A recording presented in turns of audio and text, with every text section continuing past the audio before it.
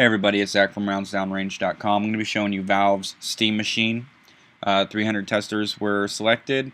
They were going to do it worldwide. They decided not to. We don't know if we were one of the first 6 or one of the last 6, but they drilled out a hole to identify each tester. There's 300 holes, and they will drill out each tester, a hole out for each tester.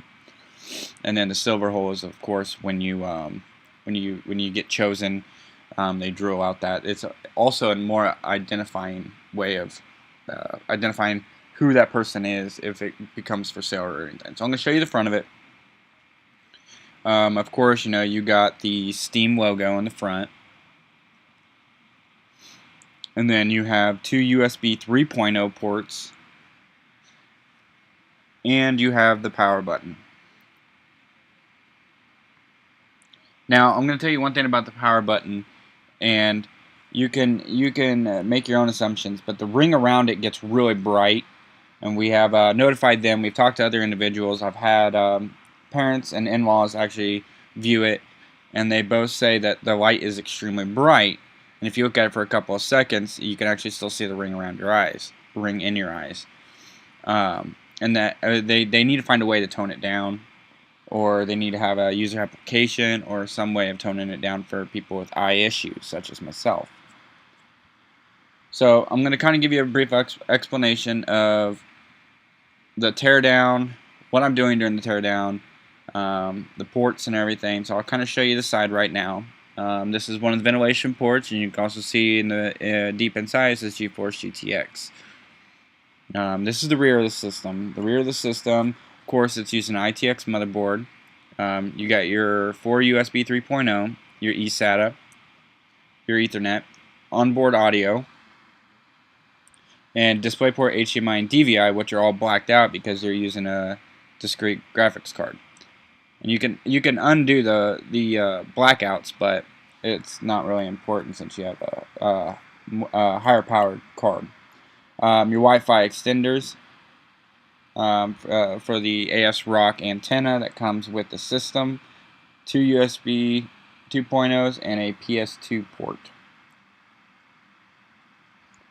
Here we have the discrete graphics card ports. I was given a GTX 780. Of course, you can see the 2 DVI, the HDMI, and the DisplayPort.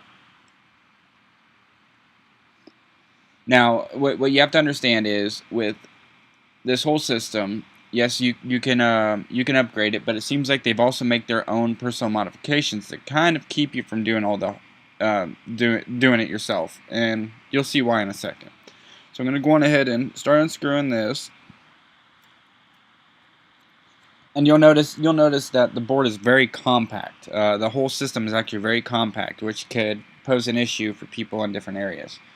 I keep screws in the plastic containers just for the reason I lose shit all the time, then I find it a couple weeks later. So let's undo this other screw, which is the video card screw.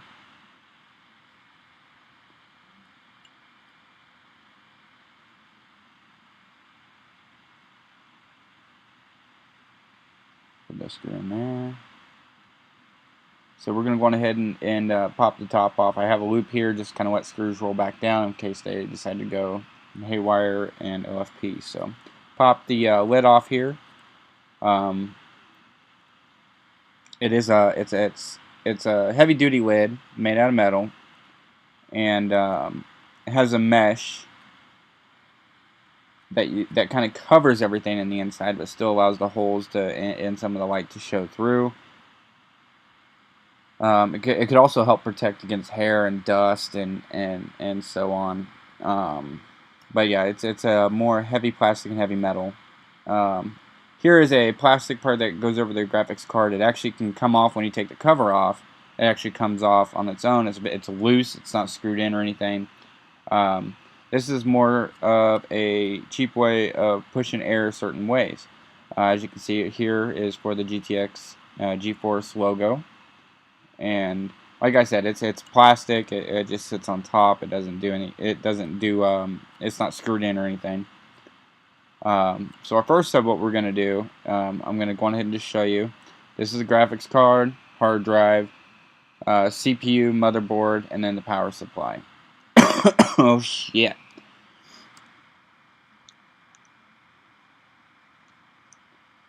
Sorry, I have a cold, and you'll hear me sniffle every once in a while, and at the same time, I don't have my Canon camera. So, here's the housing for the power supply. I'll show you something that's really cool about the power supply when we get that undone.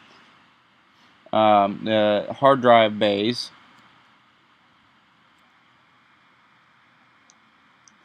And little by little, I'll kind of show you each part and how they coincide together. So the first step is to detach the GeForce card, the graphics card, off of the PCI Express port. So you'll go ahead and pull the power connectors to the video card, and then just do a little wiggle. But what you're going to do is wiggle, slide forward again, and then push, and it'll release the video card. And as you can see, it's actually the retail stock GTX 780. Same thing you buy at the store, not liquid cooled or any of that shenanigans. But it is, it's got a good finish. It's a stable board. I love the GTX 780. I run a GTX 690, and I love that card to death. But the 780, it's a very powerful card. Now 780 Ti will probably fit in here, and you'll notice that it's a store card, but Valve has made modifications on the actual faceplate to fit in their system. And of course your 2 DVI, DisplayPort, and HDMI, ventilation, and all of that stock on the GTX 780. Next step is we're going to go on ahead and work through the hard drive bays. Now you'll have one bare bay, which we're going to go on, it will be the top bay, which only shows about 2 hard drives capable in this system, unless you do maybe even thinner SSDs or somewhat.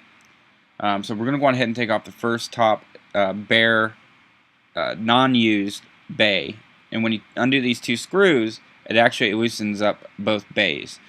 So here's the first bay. It's it feels like aluminum, and it's simple. I'm sorry that the camera is zooming in and out every once in a while. Like I said, my Canon 60D is in the shop right now with a bad sensor. So we're going to go ahead and take off the main hard drive base. We're going to go ahead and pull the power connectors off, and you're left with the SATA cable. So we'll take that off, and then just pull the SATA cable out. And it's a Seagate SSHD.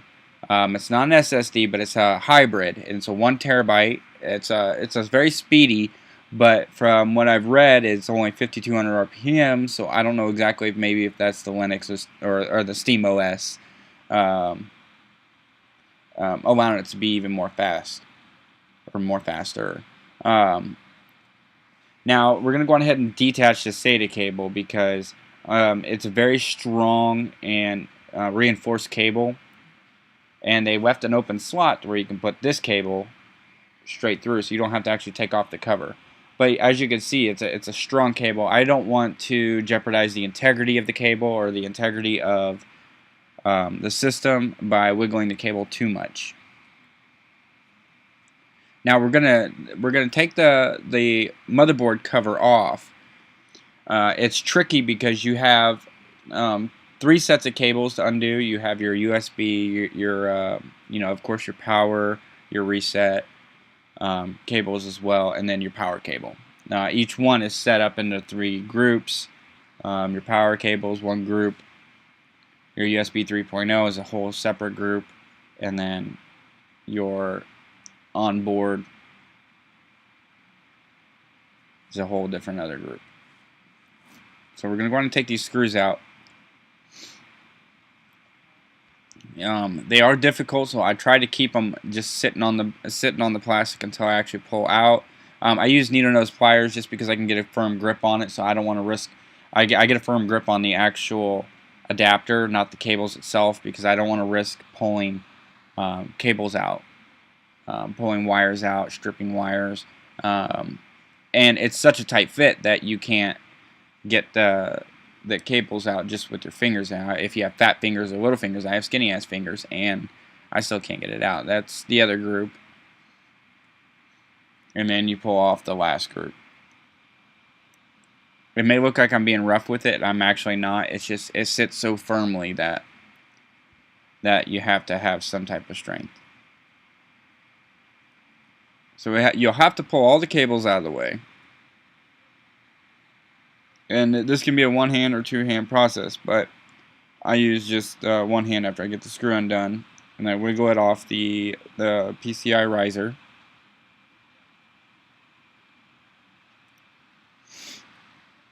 And now you can see the ASRock Z87E ITX board. The system is running a i5, and you can see just right here, it's a plastic. The actual cover is just plastic. It's not metal. It helps route air, and at the same time keep everything as organized as the power is. Like I said, it's plastic, but it's running an i5 processor. 90% of the systems that were sent out are i5 processors, and I can understand because 4770Ks are fucking expensive.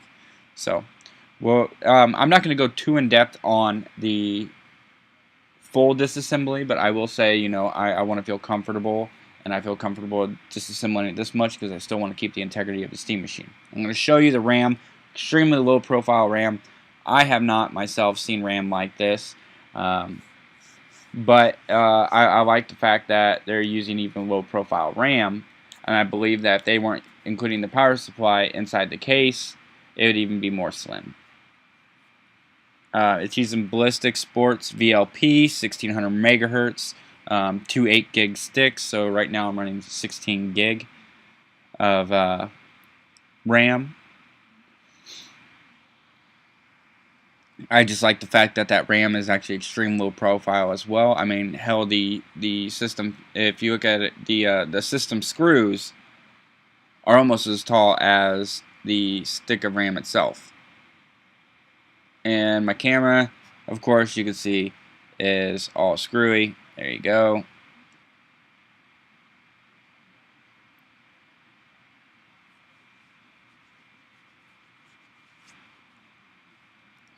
I'm gonna go on ahead and pop this in, and you're gonna see just how easy it is to make your own Steam machine.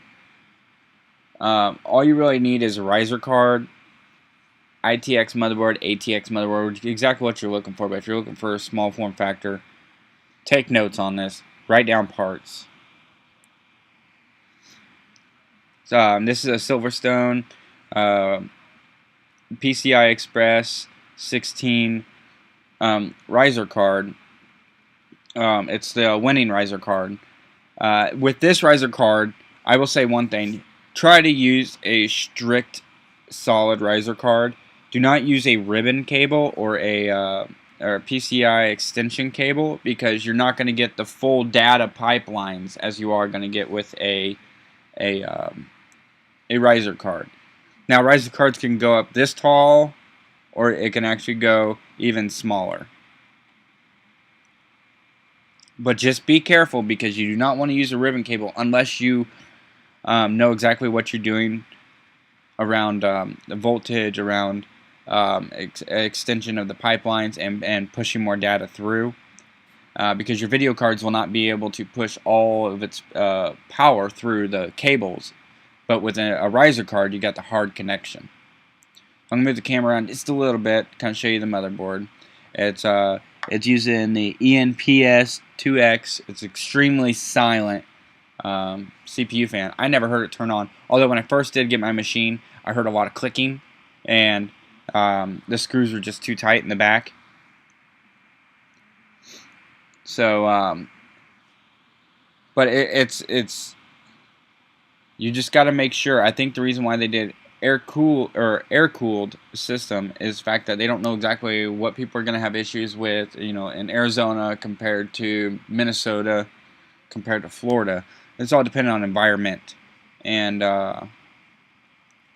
pardon me. Oh, shit.